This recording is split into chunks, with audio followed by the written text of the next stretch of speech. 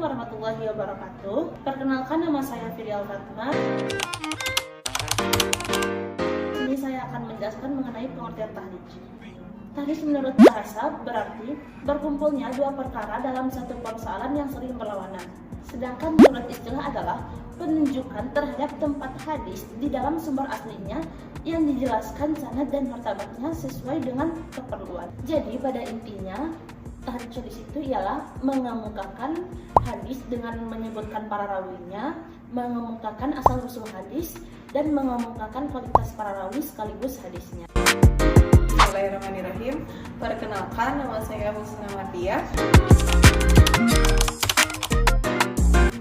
Saya akan menjelaskan tujuan atau faedah dari kita mentahrij hadis.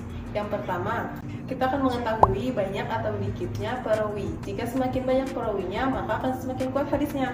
Dan yang kedua, kita akan mengetahui kuat atau tidaknya perawi. Jika perawi itu kuat, maka hadisnya akan semakin kuat. Namun sebaliknya, jika perawi itu lemah, maka hadisnya pun ikut lemah.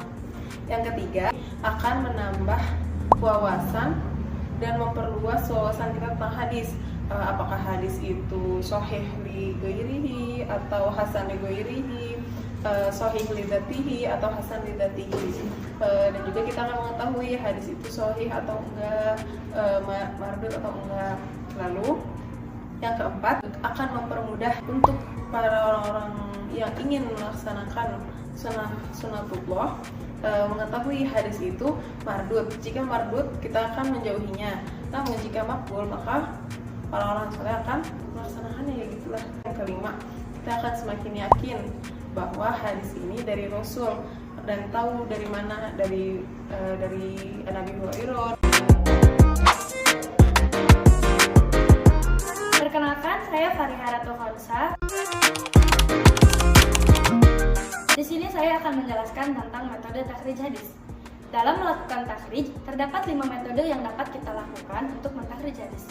Yang pertama, mentakhrij melalui lafal yang terdapat dalam matan hadis tersebut. Untuk metode ini diperlukan kamus khusus hadis, yaitu yang paling lengkap itu adalah kamus yang diterjemahkan oleh Muhammad Fuad Abdul Baqi. Jadi caranya itu adalah nanti akan diterangkan huruf-huruf hijaiyah. Jadi kita bisa cari lewat kata kerja sesuai dengan huruf hijaiyah itu. Kemudian yang kedua, melalui lafal pertama matan hadis. Mungkin barangkali kita hanya mengetahui awalnya saja. Nah, terdapat beberapa kitab yang mumpuni kita melalui metode ini. Kemudian yang ketiga, lewat riwayat pertama sahabat. Misalnya kita cari dari Abu Hurairah, Aisyah, dan yang lainnya. Kemudian yang keempat, melalui tema hadis. Jadi takhrij dari sini tuh kita bisa cari dari misalnya tentang niat, tentang ibadah, tentang permulaan wahyu, dan sebagainya. Kemudian yang kelima, yang terakhir, yaitu takhrij hadis melalui klasifikasi hadis atau kualitas hadis. Misalnya dari hadis yang mutawatir, yang sahih, dan yang dhaif. Nah, untuk zaman sekarang, karena teknologi yang semakin canggih, kita dapat melakukan takhrij hadis melalui software. Jadi lewat aplikasi gitu. Aplikasi yang akan kita gunakan sekarang adalah ensiklopedia hadis yang akan saya jelaskan setelah ini. Oke, langsung saja di sini saya akan mencoba mempraktekannya dengan aplikasi ensiklopedia hadis. Kita buka dulu aplikasinya. Nah, di situ ada menu search, kita klik, lalu cari misalnya manisnya iman. Kita akan mencoba melalui tema hadis. Kemudian kita akan cari dalam kitab Bukhari. Kita pilih salah satu saja. Ini ada hadis nomor 15 dalam kitab iman, bab manisnya iman. Saya bacakan dulu. Bismillahirrahmanirrahim.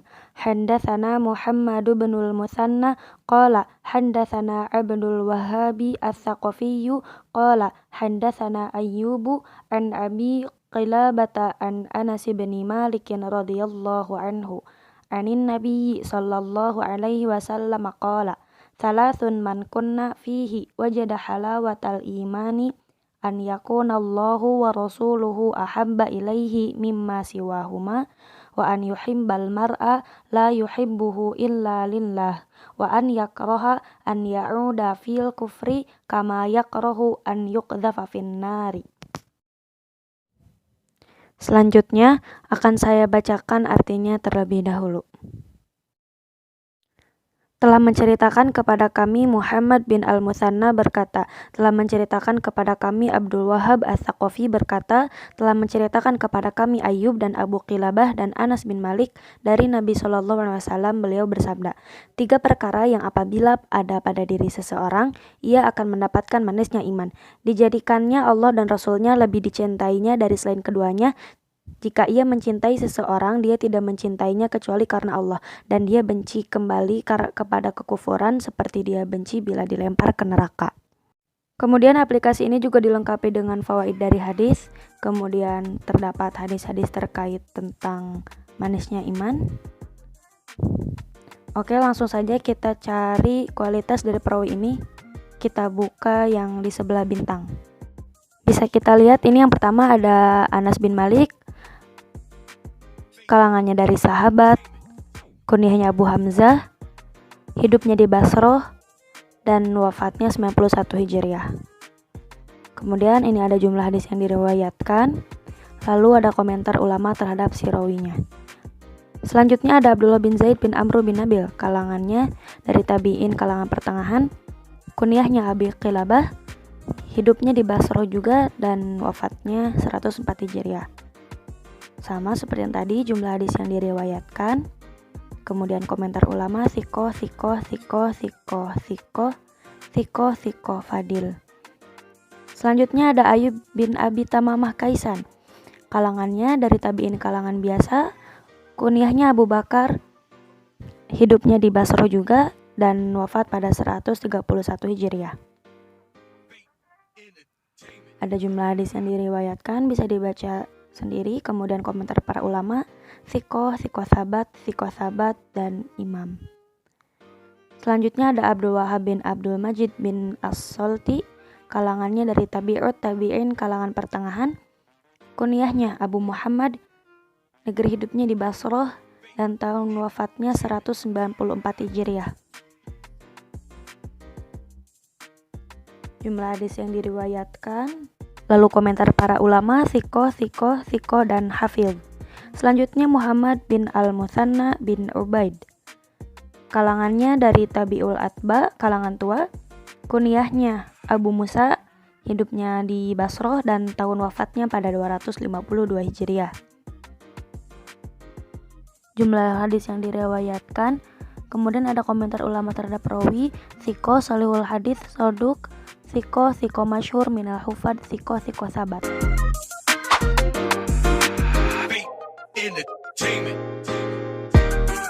Sekarang kita akan mencoba membuktikan salah satu dari hadis manisnya iman, apakah sanadnya bersambung atau tidak, yang akan dijelaskan oleh Ratu.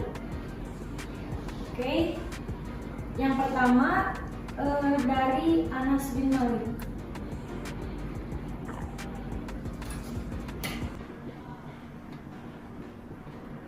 Kota asalnya di Basroh, kalangannya sahabat, tahun wafatnya 91 Hijriah, dan komentar dari imamnya Siko. Kemudian yang kedua Abdullah bin Zaid.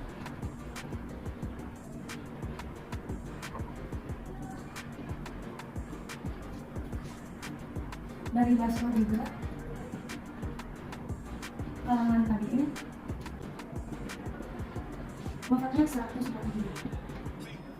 Komentarnya Siko. Terus yang ketiga ada Ayyub bin Abi Tamam. Asalnya dari Basroh juga, kalangan tabi'in, wafatnya 131 Hijriah. Dan selanjutnya ada Abdul Wahhab.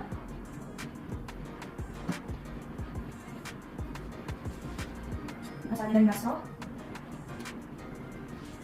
Kalangannya tabi'ut.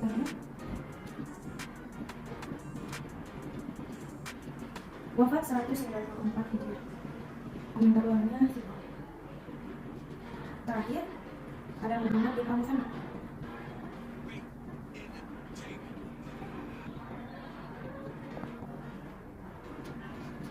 Sama dari Basro. Kalangannya tabi'ut akbar.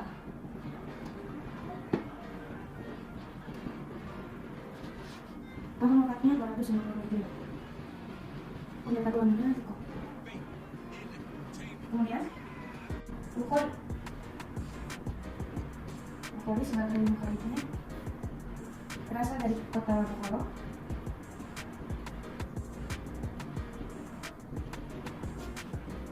Sebagai mukhalif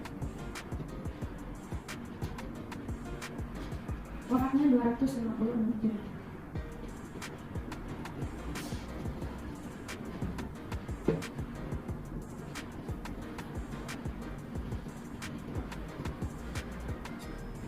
Nah, selanjutnya akan dijelaskan oleh saudari Husna Mardiah.